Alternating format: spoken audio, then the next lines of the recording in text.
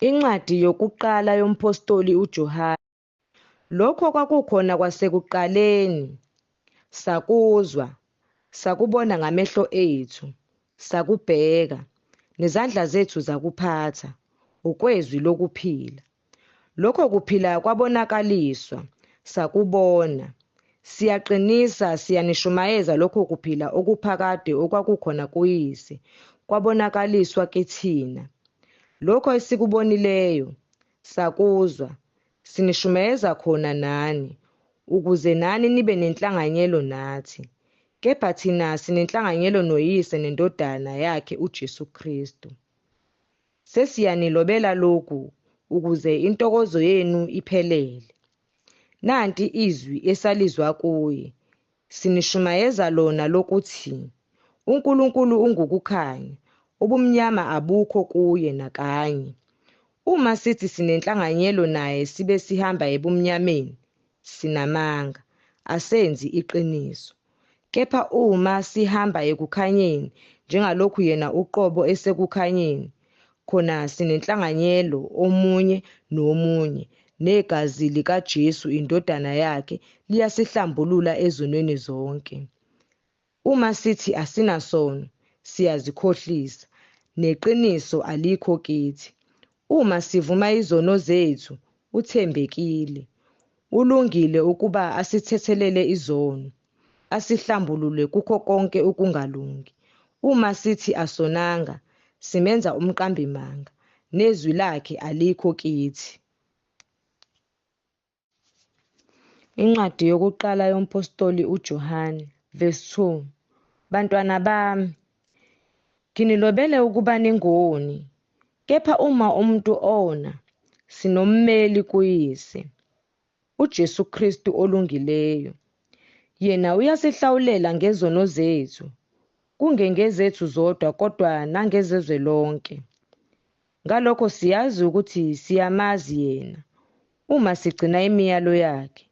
Lowo othi ngiyamazi, engagcini imiyalo yakhe, ungumqambimanga, iqiniso alikho kuye.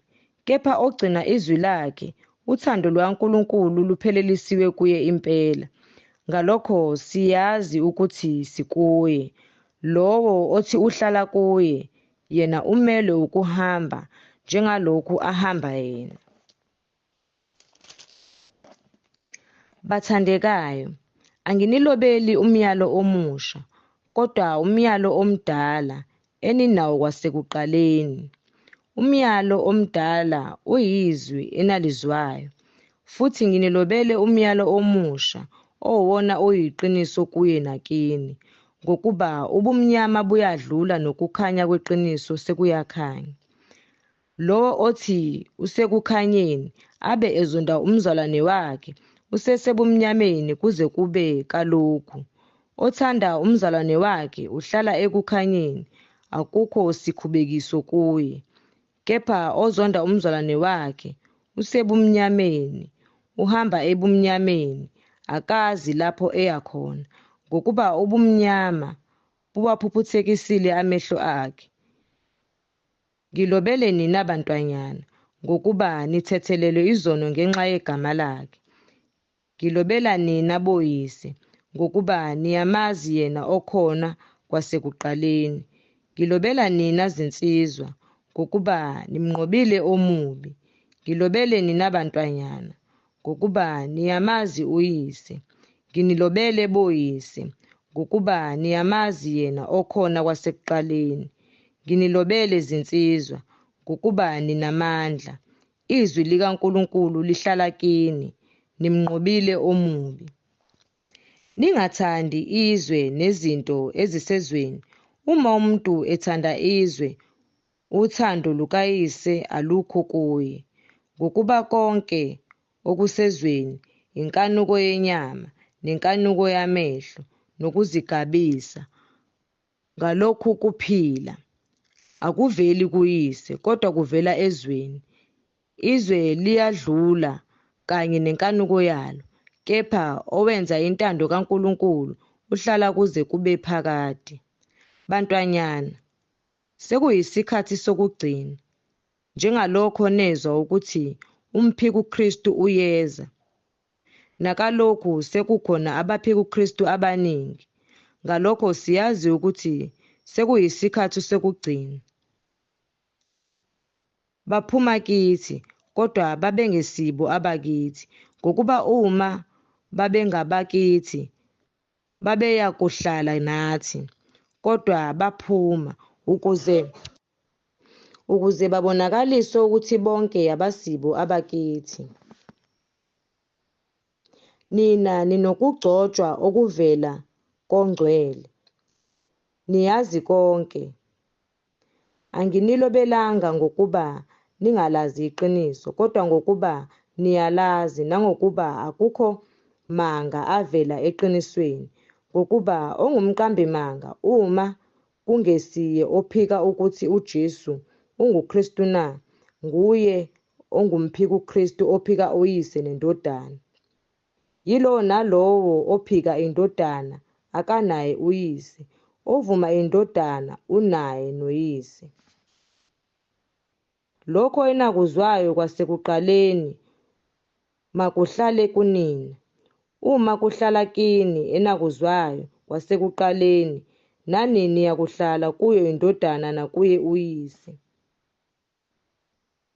Yilesi isithembiso yena asithembisa sona, ukuphila okuphakade.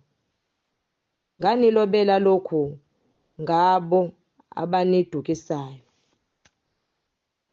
Ninake ukugcoba enakwamukela kuye kuhlale kini. Anidingi ukuba nobani anifundise, kodwa lokhu ukugcoba kwakhe okunifundisa khona ngakho konke kuyiqiniso, akusiwo amanga. Nanjengokuba kunifundisile, hlalani kuye. Nakalokhu bantwanyana, hlalani kuye ukuze nxa ebonakala sibe nesibindi, singabi namahloni, sinyibe kuye ekubonakaleni kwakhe. Uma nazi ukuthi ulungile, yazini ukuthi yilowo nalowo owenza ukulunga uzelwe nguye. Incwadi yokuqala yompostoli uJohane. Bhekani uthando olungaka asinike lona uBaba lokuba sithiwe singabantwana bakaNkulunkulu, futhi siyibo. Ngalokho izwe alisazi, ngokuba alimazanga yena. Bathandekayo, manje singabantwana bakaNkulunkulu, kepha akukabonakali esiyakuba yikho. Siyazi ukuthi nxa ebonakaliswa siyakuba njengaye, ngokuba siyakumbona njengokuba enjalo. Bonke abanalo lelo themba kuye bayakuzihlambulula, njengokuba yena ehlambulukile.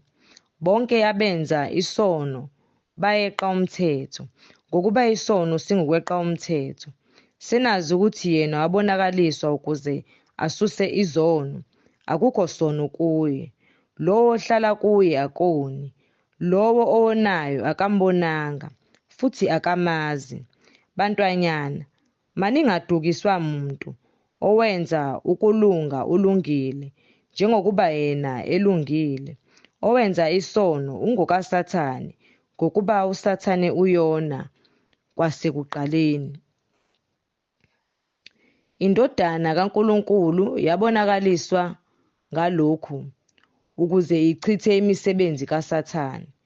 Lo ozelwe nguNkulunkulu akenzi isono, ngokuba imbewu yakhe ihlala kuye, futhi akanakona, ngokuba uzelwe nguNkulunkulu. Ngalokho kubonakala abantwana bakaNkulunkulu nabantwana bakaSathane. Lowo ongenzi ukulunga akasiye okaNkulunkulu, naye ongamthandi umzalwane wakhe. Nanti izwi enalizwayo kwasekuqaleni lokuba sithandane, kungabi njengoKayini owaba ngowomubi, wabulala umfowabo. Wambulalelani na? Ngokuba imisebenzi yakhe yayimibi, kepha eyomfowabo yayilungile. Uthando labazalwane. Ningamangali, bazalwane, uma izwe linizonda. Siyazi ukuthi sidlulile ekufeni, sangena ekuphileni. ngokuba sithanda abazalwane. Ongathandiyo uhlezi ekufeni. Lo ozonda umzalwane wakhe ungumbulali. Niyazi ukuthi akukho mbulali onokuphila okuphakade okuhlezi kuye. Uthando silwazi ngalokho ukuthi yena wabeka ukuphila kwakhe ngenxa yethu. Nathi sifanele ukubeka ukuphila ngenxa yabazalwane. Kepha yena onemfuyo yezwe ebona umzalwane wakhe eswele, emvalele isihawu sakhe, uthando lukaNkulunkulu lungahlala kanjani kuye na? Bantwanyana, masingathandi ngezwi nangolimi, kodwa ngezenzo nangeqiniso. Ngalokho siyazi ukuthi singabeqiniso. Siza kuyithulisa inhliziyo yethu phambi kwakhe. Ngokuthi uma inhliziyo yethu isilahla, uNkulunkulu mkhulu kunenhliziyo yethu, futhi uyazi konke. Bathandekayo, uma inhliziyo ingasilahli, sinesibindi kuNkulunkulu. Nesikucelayo siyakukwamukeliswa nguye, ngokuba sigcina imiyalo yakhe, senza okuthandekayo ebusweni bakhe.